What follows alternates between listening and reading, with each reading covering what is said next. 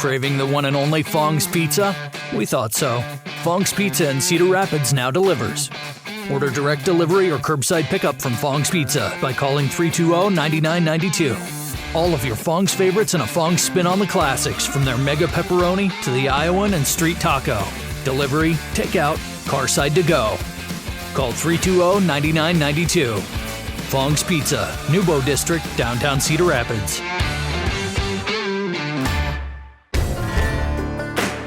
Iowans know a thing or two about a hard day's work. That's why we do things the right way at Barntown Brewing. Grain-to-glass beers brewed in-house. Scratch-made food, handcrafted with fresh, locally sourced ingredients. We work hard for the reward of watching our guests enjoy great food and beer. Barntown Brewing. West Des Moines, Waukee.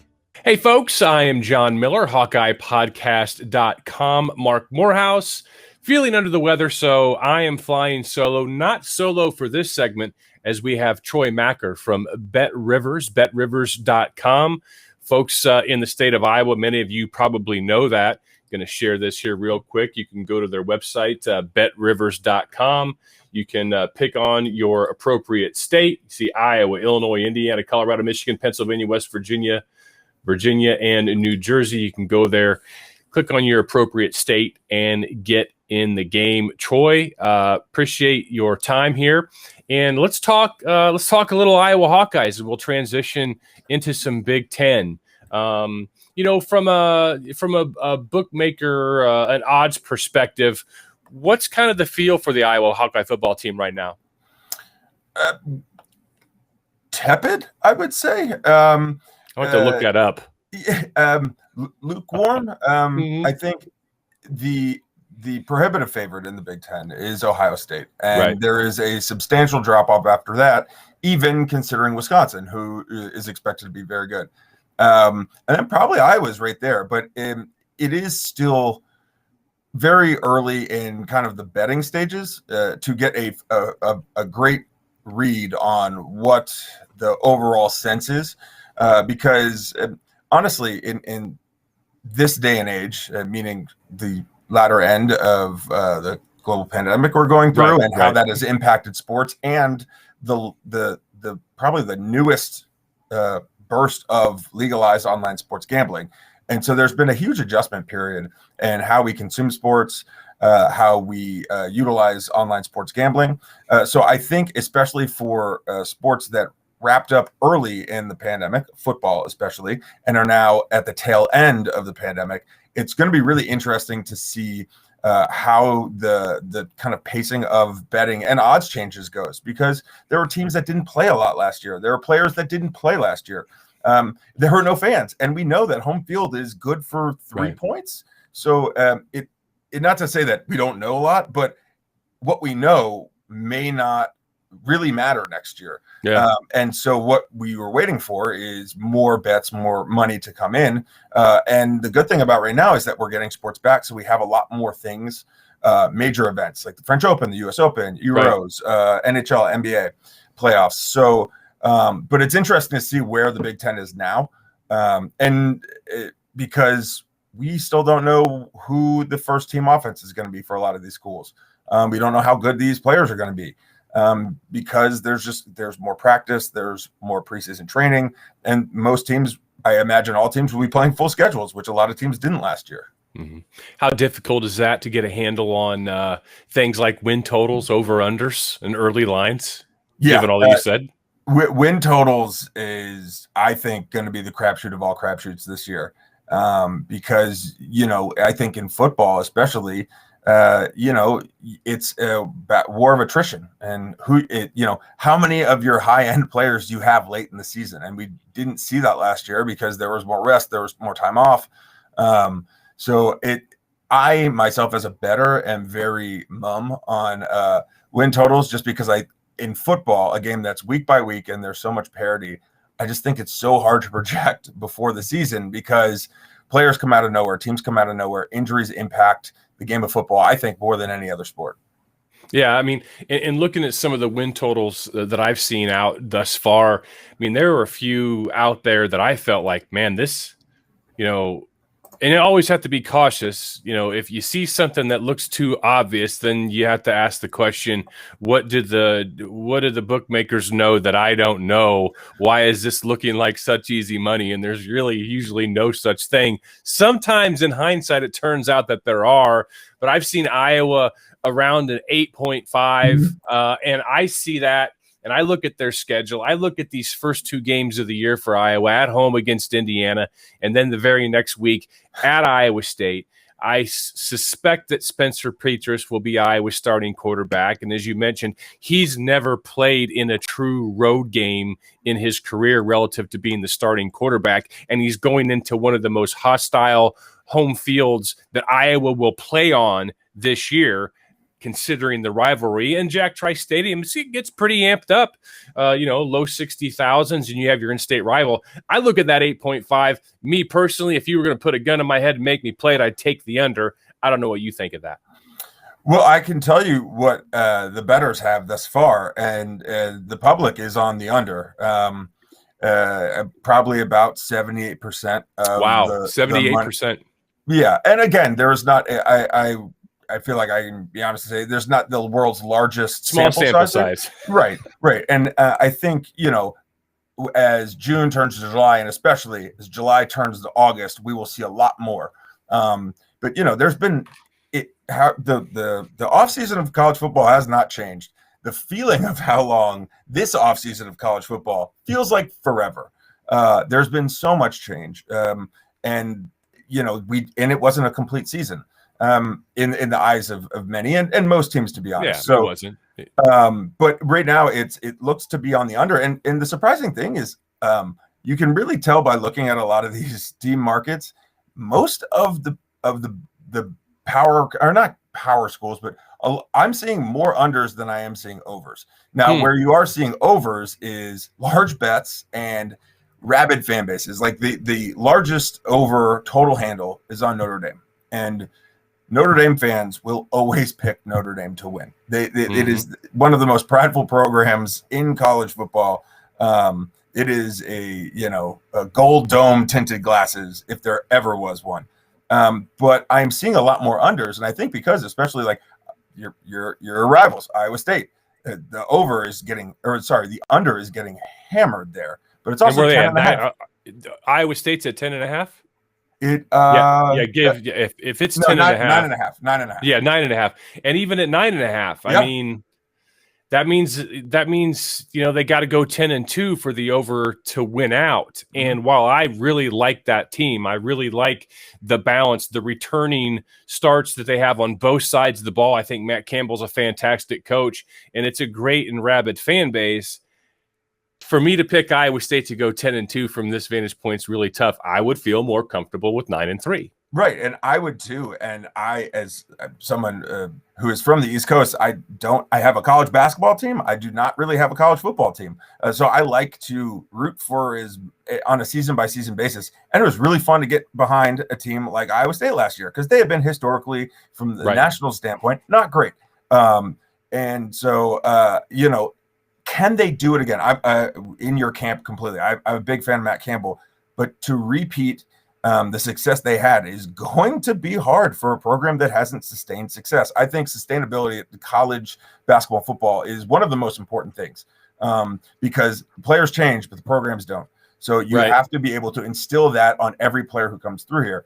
And I'm not saying they can't. I'm just saying with a program like Iowa State, I kind of like to see it before I wager on it. Yeah. Show me twice. Show me twice. Right. It's like the old game and horse, that you used to say you got to prove it to win it on that last shot. At least in some geographies, we did that in the Midwest. Didn't know if you ever did the prove it or not. That's why you do win by 2.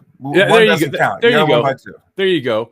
And I can't remember what did you say the majority of the action on that 9.5 is on the under for Iowa State? Yeah. Okay. It's approaching 90%. Approaching 90%. Wow, interesting. And several large bets of over $500. So And again, but right now you're seeing either and across the board, not just in the state of Iowa, but you're seeing a lot of kind of bulk parlay bets, really small increments. But not just on game lines for the first couple weeks, but futures on the Heisman, team win totals, the national championship. But basically throwing together a lot of different tickets with a lot of different odds and a lot of different teams. You're probably going to build 20 or 25 different tickets. If you're lucky, you get one that's even close to winning. But you're basically not just picking one thing, you're picking 9 or 10 things, add the odds together, multiply the odds together. Or if you're not getting parlays, we're seeing a lot of large bets. So I could expect that, in August especially, I think we'll see a lot of the regular size bets, a unit each, what any person thinks is their unit, most normal people. You'll see that's where the playing field really gets leveled out from a betting standpoint, is when there's a large number of decent bets, nothing big, nothing small, but just that can then fill the median in between. So the playing field, or how you judge trends, really levels out. So, and you may or may not be able to say this, but relative to the action that's coming in Iowa football right now, and even Iowa State football right now, do you have any idea of what percentage of that action is coming in from within the state of Iowa? Is it, like 95% of the action on these teams coming from within the state? And I wonder if, given the action that can come in around the country, how many other states are even paying attention to Iowa and Iowa State? Well, I can tell you this is that our primary states, or we have 8 regions, and then the regions that perform the best typically are Pennsylvania, Illinois, Indiana, Michigan, and Iowa. And I can tell you something that all of those things have in common. They have teams from the Big Ten. Right. Now, I can also tell you this: Illinois is our best performing state by a power of 10. Now, in Illinois, Illinois residents are not allowed to bet on Illinois college teams. That is a part of the rule of the Illinois State Gaming Board. But, most fans want to bet on the hometown team. However, because the Big Ten, for the most part, up until recently, have kept all the teams pretty close to home wherever you call home. So while Illinois people cannot bet on Illinois, they can bet on Michigan versus Michigan State. They can bet on Wisconsin versus Michigan State. They can bet on Purdue versus Indiana. So I would say that with Iowa and Iowa State, and now granted, Iowa State is not in the Big Ten, but Big Ten, SEC, and Big 12 are our biggest markets for college football. And so while I would say a decent majority of our Iowa and Iowa State bets are from the state of Iowa, it's not what you would think, because Illinois really drives a lot of our traffic, and they, for college sports, push it to other Big Ten schools because they were not able at the current moment to bet on Illinois. Like Illinois in the NCAA tournament, their first round game against Drexel was the least bet on game of the entire NCAA tournament. The game against Loyola that should have done great numbers for us was one of the lowest games, and that's because of state regulations, which you have to abide by. But so again, to cut this point off, it's not as much as you would think, but it is a sizable amount. You talk about, we had the COVID year last year and the impact that has on some trajectory or flow of betting. One thing I'm also wondering about is how much did that pandemic impact the progress that legalized sports gaming was making nationally? How much did it slow that down? I live in Kansas City on the Kansas side, and even 0.7 of a mile from me is Missouri. Neither of these states have yet to pass a legalized gaming law, and I think part of that was due to the truncation of the governing sessions that were in place this past year because of COVID. Have you seen that really kind of slow down what looked like really great momentum nationally for gaming? And there have been many states come on, but to me, it feels like I kind of was thinking that by next year, we were going to see 35 or more states at least. Now I'm kind of thinking 2 years down the road from now is when we'll get to that threshold. Yeah. And you're kind of right with that. And I think there are a couple factors that play into account there. And it's funny because the progress of state-by-state online gambling has slowed down, and the progress that those companies have made in their ideation and the different specials and options and ways to interact, that slowed down. But what picked up was the sheer volume of online bets in the states that have gambling, because people aren't going to games, they aren't going to tailgates. Right. True. They're from home. In some states, for a while, there was regulation that you could only register for an online account at a sports book. So you would physically have to go to someplace first before you were capable of betting online. And of course, casinos were shut down for a long time. So there was a lot in the progress of creating a next generation large scale industry of state by state sports betting that slowed down. But in terms of just getting up the volume, that sped up. And I think when they meet in a year or 2 years, like you mentioned, is going to explode, because now there are companies like ourselves and other companies that are going to geotag stadiums. So like we did for the Pittsburgh Penguins, if for the first 2 games of the playoffs, which fans were allowed, a small number, but if you went to the PPG Paints Arena and you bet $20 or more on any bet in the game, we gave you an 87% profit boost for any bet you place, because 87 is obviously what's the number of Sidney Crosby. So you're able to do all these new technological cool things to really say, hey, are you going to this restaurant? You go to this restaurant, log into your app, we'll give you a free boost just for being at that restaurant. Those are the things that have slowed down. But betting in general has sped up because people are in front of their laptops, on their phones, sitting on their couch for extended periods of time. Right. Tell us, as we wrap this up, tell us a little bit about Bet Rivers. Most of the people listening to and or watching this reside in the state of Iowa and or right across the river in the state of Illinois. Talk to them. Tell them, why Bet Rivers. What can they experience there? Well, so the great thing is that we offer just a wide number of different types of bets on different events. It is. If a state will approve it, we'll offer it. From prop bets on in-game on the College World Series for baseball to Caribbean League soccer. There's options far and wide. And we have competitive odds. And I will always say, hey, if you can find something better, go. I don't want to get in anyone's way of doing what's comfortable or fun. But one of the ways that we are trying to outpace the competition is that if you're a first-time user of Bet Rivers, we offer a up to $250, 100%. Whatever you invest, you make your first-time deposit, we'll match it up to $250. So first time you sign up and you dump money in, whatever you dump in up to $250, we'll give back. There's not another book in the country that does that. And there are different ways to win and different advantages at every book. But the way that we really stand apart is your first sign up, you get more money paid back to you than any other place on what you put in. A lot of places are, you bet $1, we'll give you $100. That's great, but only up to $100. You can't bet more than $1. Here, if you put in $250, we'll give you $250. And it's not bonus money. Technically, if you wanted to, you could place a bet and then take everything and go leave. I hope that the experience and our user interface and our daily bonus specials and our daily boosts convince you to stay. But signing up is more advantageous through us than any other place. Yeah, if you're in the state of Iowa, those of you that are watching, you can see the affiliation with Wild Rose. You can visit one of those casinos and get signed up there as well.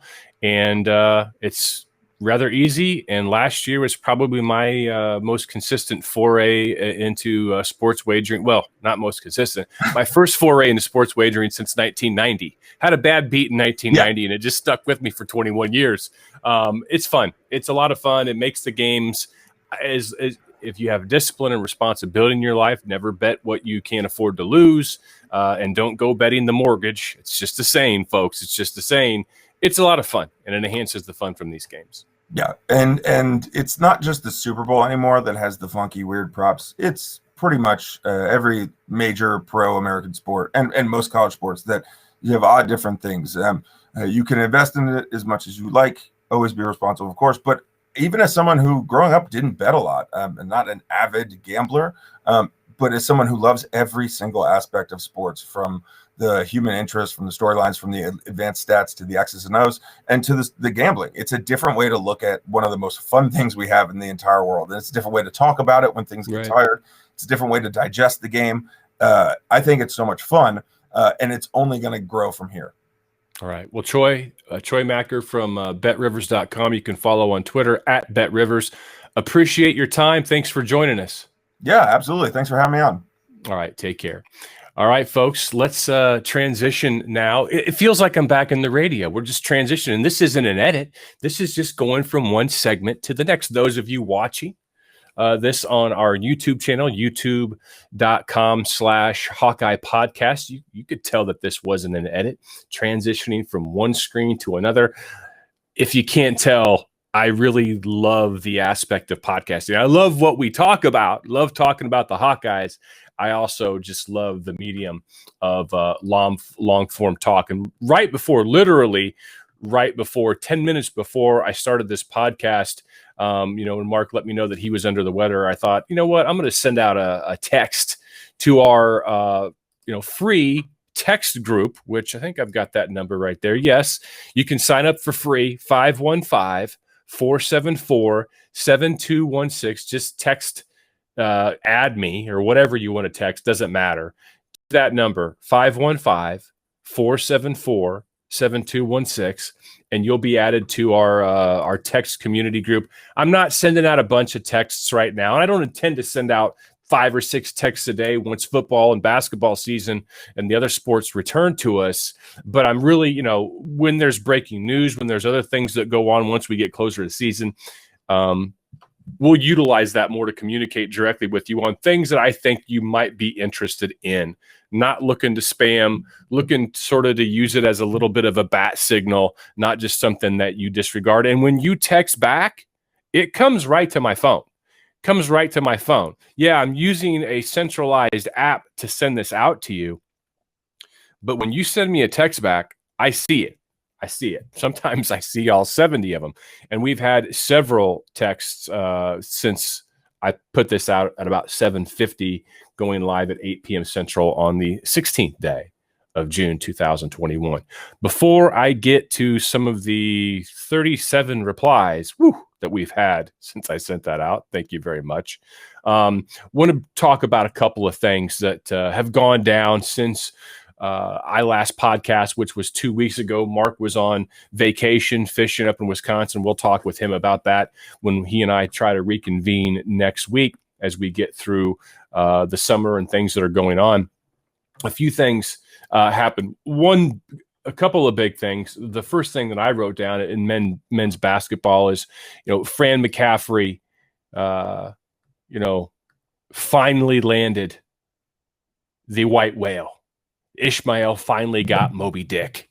Fran McCaffrey, during his time at Iowa, has, he's landed some highly ranked basketball players.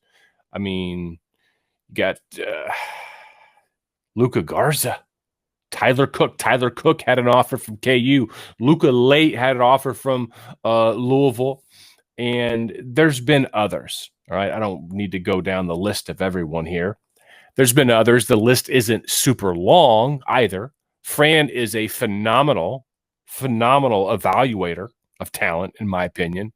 He's one of the best that Iowa has had at that on the bench in my lifetime, I think. But that point guard has eluded him. That highly ranked point guard has eluded him. Well, he got his. Dasonte Brown committed to Iowa. Was it about a week ago or maybe a couple of weeks ago? June 9th, 1 week ago right now. 6'4", 170 point guard. 247 ranks Bowen as the 17th best point guard in the class, as well as the 82nd overall player in the class in the nation. Offers from Georgetown, Maryland, Boston College, Penn State, Northwestern, Miami, USC, Virginia Tech at this stage of the process. And I say this stage of the process because, again, 2020 was a year like any other. And it was a year like any other for recruiting. A lot of high schools didn't play. Prep schools didn't play because of COVID. We all know about the recruiting restrictions. So the evaluation opportunities were very truncated. They've been very, very truncated. And I think that Dasonte Bowen would have had even more suitors had we had a normal year. And I watched some of the, film. but some of the digital highlight clips that I could find on YouTube, and he's a strong finisher around the rim, can dunk in some traffic. I wouldn't say, he's not Io DeSumo dunking in traffic at this. He's not as athletic as Io is, but few people are. It's why Io is going to be a first-round draft pick. Really favors his right hand. Didn't see a lot of left hand in that. He's got a frame that could probably add 15 to 20 pounds real easily.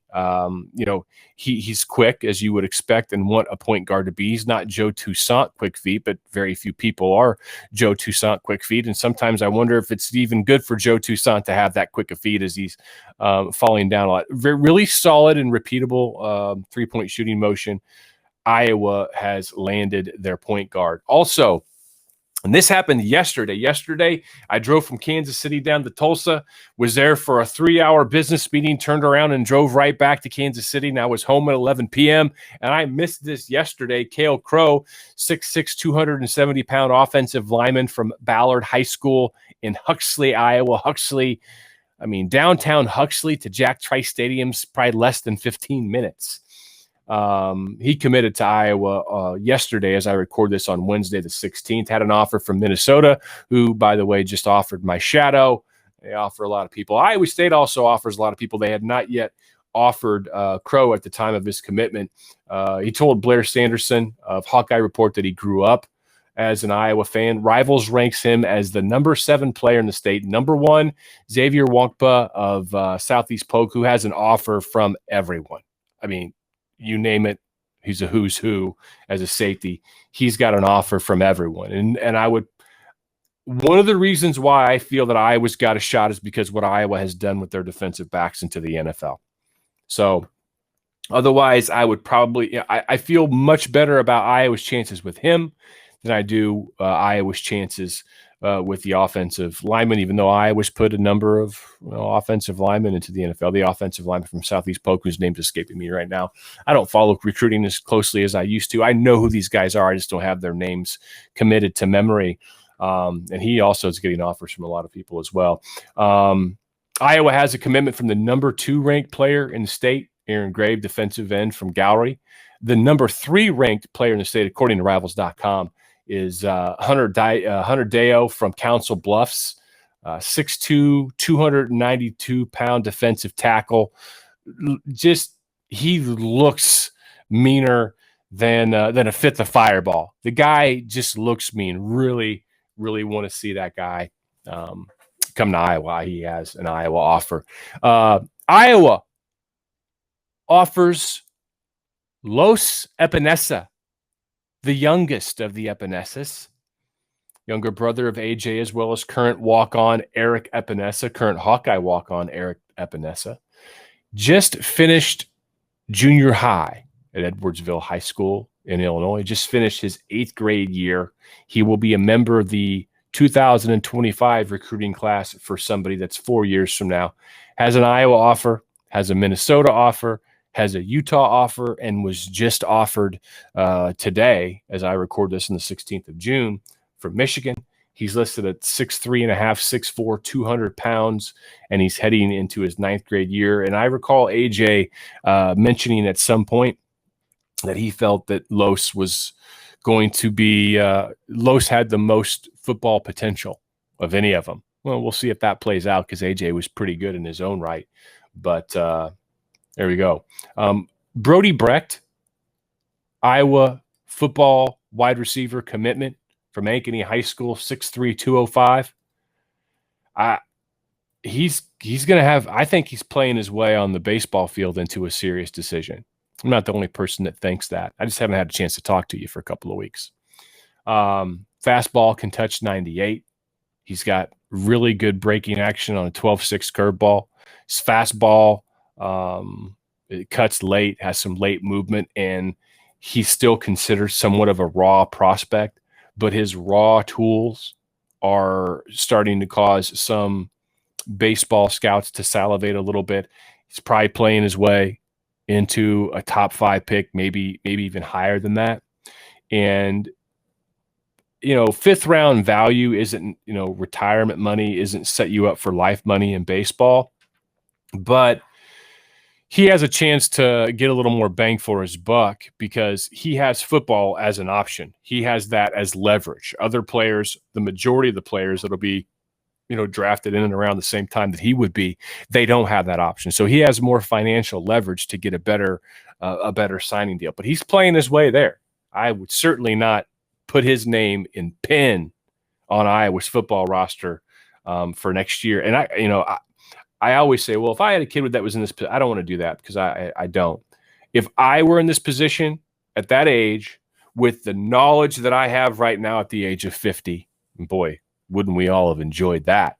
Life would have been a lot easier, huh? If I had that knowledge and I could get anywhere near $1 million signing bonus for baseball, I would bid football farewell. Adieu. Adios. And I would go pitch. That's just me. Not everybody would do that. There are a few other things that I had written down to talk about, but I saw a few questions from folks that I think we're going to cover some of the things that I had, so I don't want to steal your thunder. We'll start with Derek DeVries. Says, does a 12-team playoff ever convince Iowa to schedule a second Power 5 non-conference game?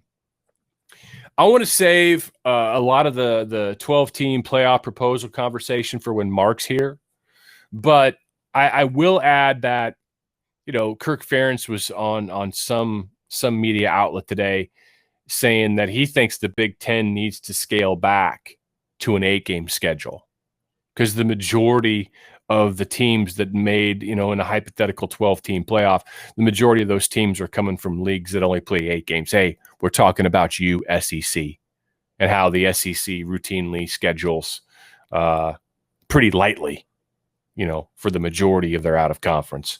Very lightly in some instances with some of the teams that they play. And I'm not saying that the SEC isn't a good league. It may be the best league. But I agree with Kirk. There needs to be some type of balance there. Now, the Big Ten might push back on that, especially now in these financial times that they're in.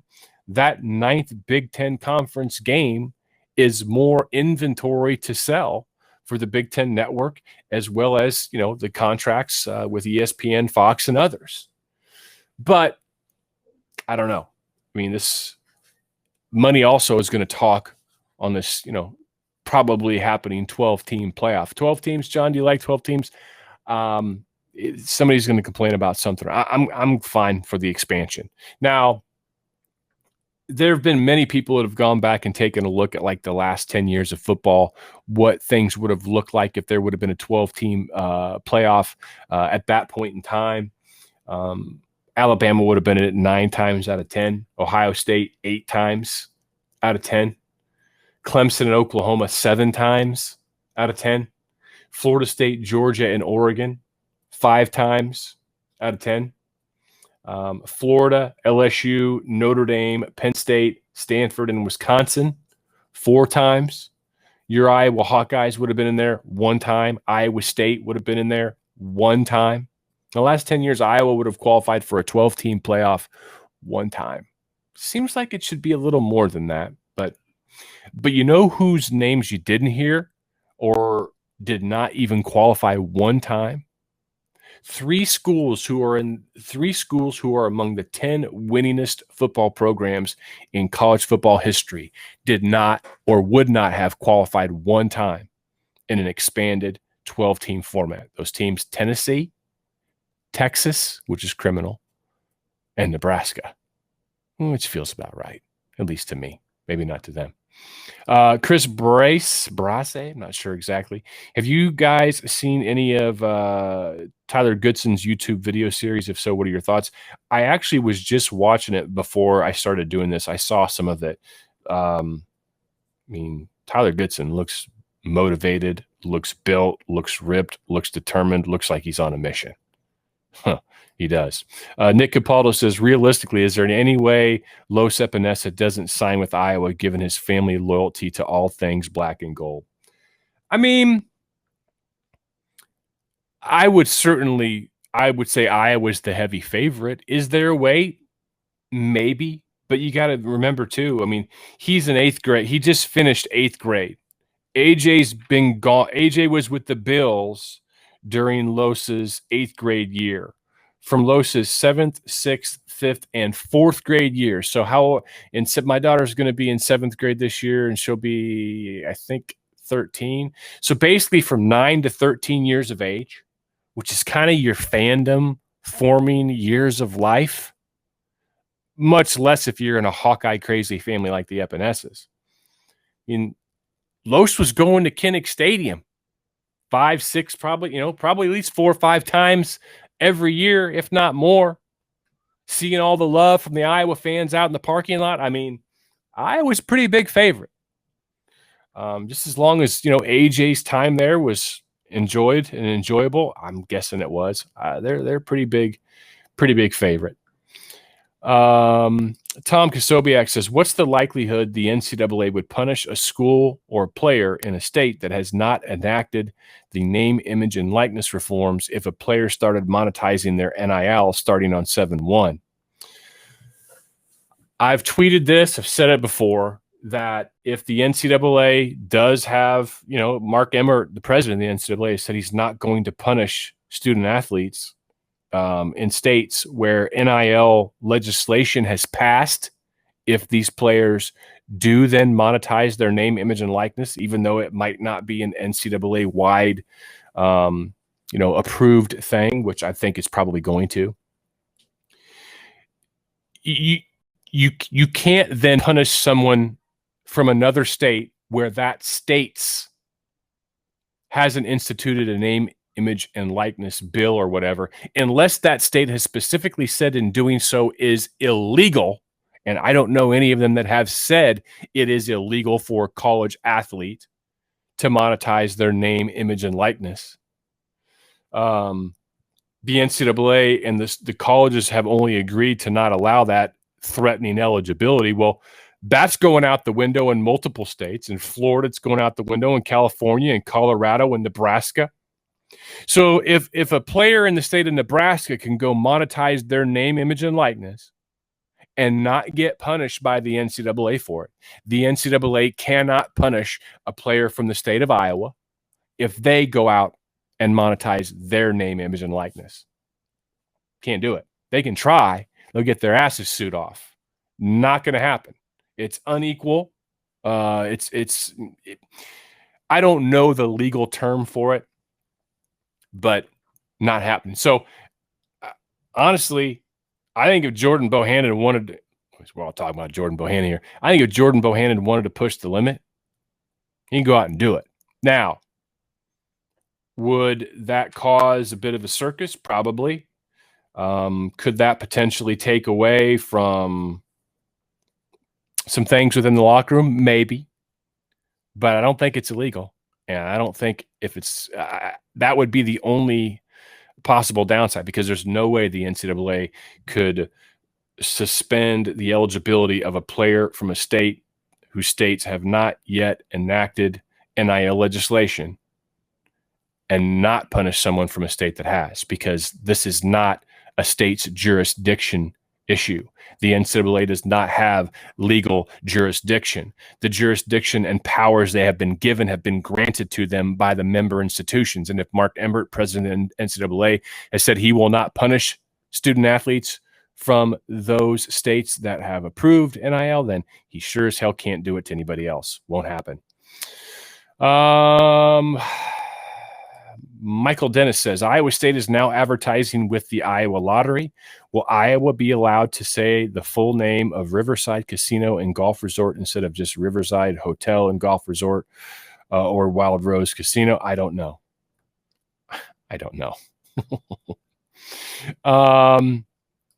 Gene Gow says, any comments on the free year of COVID and how that might affect the scholarship numbers next year or two? It's been confusing exactly how that's working and the impact on classes moving forward. I agree. It has been very, very confusing, and it remains very, very confusing. I'm so confused, I don't even know all the rules by it. So, don't know. Carrie Kilsmith says, John, curious to know your thoughts on Iowa's decision to start selling alcohol at sporting events. I've heard it's not that much of a moneymaker and is likely an attempt by the athletic department to revitalize what some say are flagging attendance numbers at football games. Will this be a good thing or a bad thing for the university? My guess is it probably has a better economic impact than maybe what you've heard. I don't know. I don't think that Iowa would go out, do something like this that's going to cast some shade their way from some people, especially when about a decade ago Iowa had this, heavy drinking campaign to eliminate, heavy drinking on campus among athletes, among students and things like that. I don't think you're going to pee into the wind like that unless there was some financial incentive to do so. I think probably some donors up in the suites, they can have alcohol. So again, I think there's probably more money to be made from this. And I don't know, man, if you're making a decision whether or not to go to a football game or stay home because you can drink beers at home and you can't drink beers inside Kinnick Stadium, I can say this, coming from an alcoholic, I've been sober for 15 years, don't ever intend to drink again. I would say you may have a problem if that's your modus operandi and what's behind your decision-making on that particular thing. And what do I think about it? I mean, I'm not here to legislate I'm not here to legislate morality. You want to do that? Do it. Be responsible. If it's something that you can't do responsibly, you probably ought not to do it. Same thing with marijuana, whatever, sports, gambling, whatever. Live and let live until, or if it's going to be a problem, you got to know yourself, know thyself. And if it's a problem for you, don't do it. Connor Blythe says, will we see more conference realignment due to the 12-team playoff impact? I don't know. It's an interesting topic. I haven't considered that angle yet. I really haven't dove in and consider all the ramifications of this. I wanted to do that with Mark and Will. But I don't know what all the ramifications of that will be. Derek Hutton asked any word on single game football tickets and when they're going to be up for sale. I don't know. Iowa may have released something on that. Like I said yesterday, I didn't even realize Iowa had a football commitment yesterday because I was in the car for so long. Just being honest with you. Let's see here. Scrolling through some of the questions here. Eric Reeder says, are you in favor of getting rid of Big Ten divisions? Would that help or hurt Iowa's chances in the new forthcoming playoff? I would not have a problem if Iowa if the Big Ten got rid of divisions. I would not have a problem. I think I've seen Scott Dockerman throw out a model that you have 3 protected rivals and then you rotate through the schedule every couple of years. You do a homeless. So if you have 3 protected rivals, that means there are 10, you can't count yourself. So that's 10 other teams. So you do a home and home with 5 of them over a 2-year span, and then a home and home with the other 5 over a 2-year span, and then just keep doing that. So that means the longest gap you'd ever have from playing everyone else in the Big Ten would be no more than 2 years. I mean, that sounds really, really good. Sounds really good. And I would like to see I would personally like to see Iowa's protected rivals be Wisconsin, Nebraska. I would lean towards Illinois, but it would go to Minnesota. So probably Illinois is out. Illinois would probably have Northwestern, and I don't know who else it would be. But yeah, I'd be all for getting rid of the divisions. Not a problem with that at all.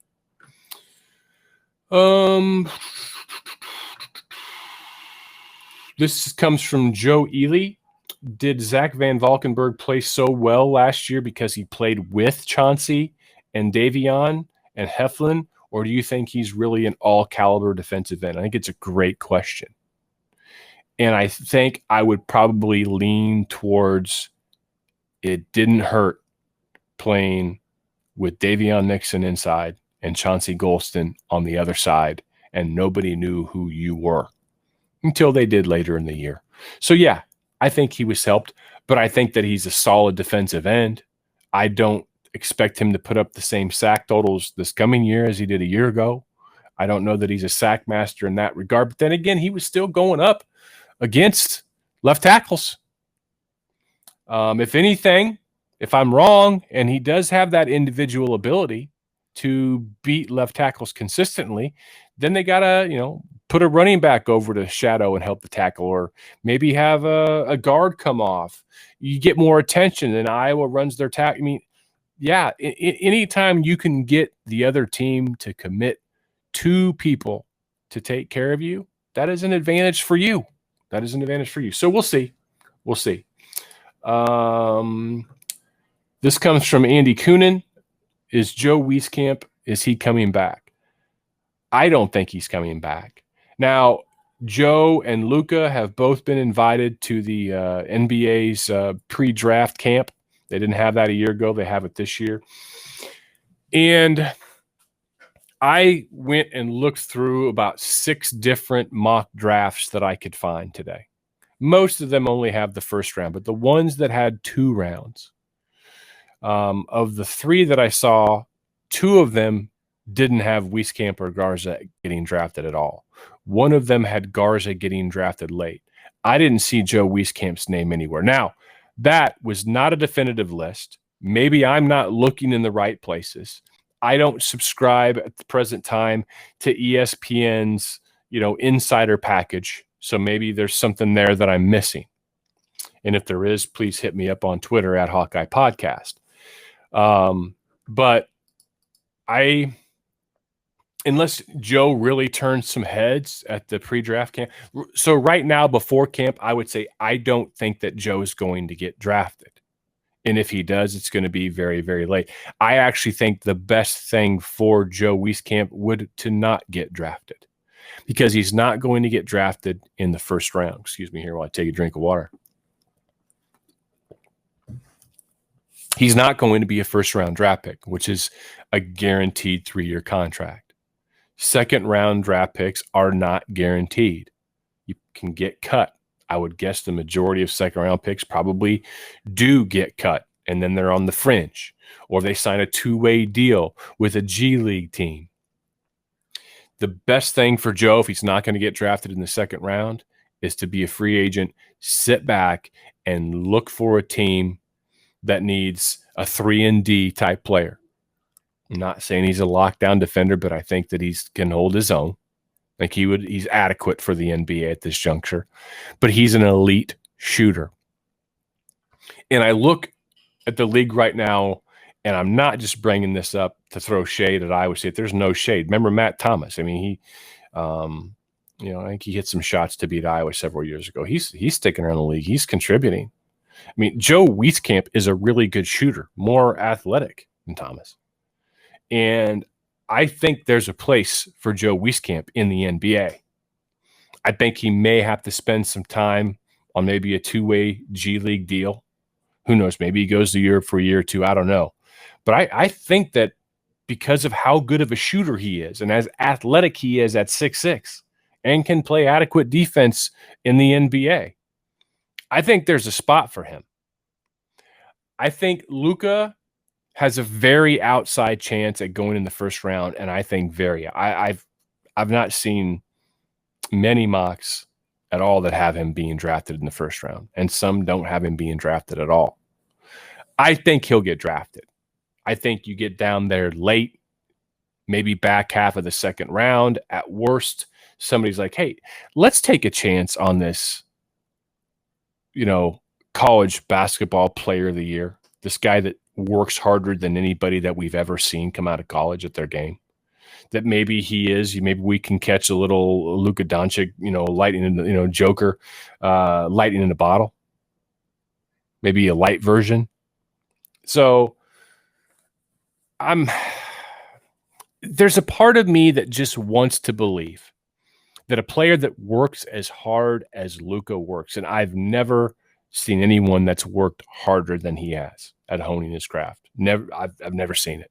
Maybe that probably is somebody out there because I can't see everyone, but I've not seen it. I'd like to believe that type of effort pays off and allows you to achieve a dream that you set for yourself. I added the last part. Pays off / allows you to achieve a dream that you've set for yourself, because the first part pays off, it's going to pay off for Luka. Luka's going to get paid. Luka turned down 7 figures a year last year that he could have got guaranteed in Europe. Luka Garza can make and will make a ton of money playing basketball professionally. Will he get the shot, a real shot, at making an NBA team? I don't know. I'd like to believe he'll get that shot. And if he did, if he landed near the end of somebody's bench, make $500,000-$600,000 a year, as long as he didn't get cut in the middle of the season or what have you, he still would make more money overseas. But this is a dream of his, is the NBA. And congrats, Tyler Cook.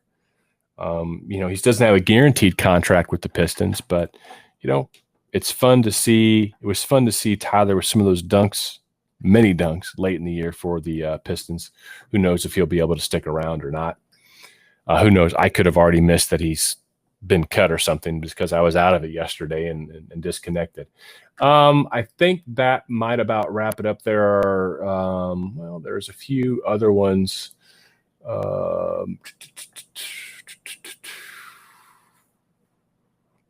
Chris Cooper asks, when is the last time Iowa had an elite quarterback? With the last couple of seasons being as good as they were, what would the Hawk season look like with the Trevor Lawrence or other high draft prospects?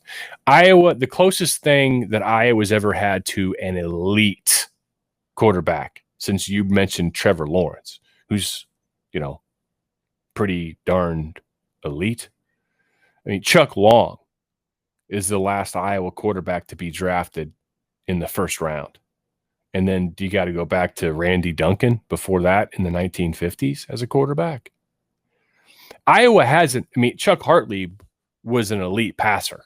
Threw for a lot of yards. I think Drew Tate was an elite competitor. I would take Drew Tate every year as my Iowa starting quarterback archetype every year. Every year.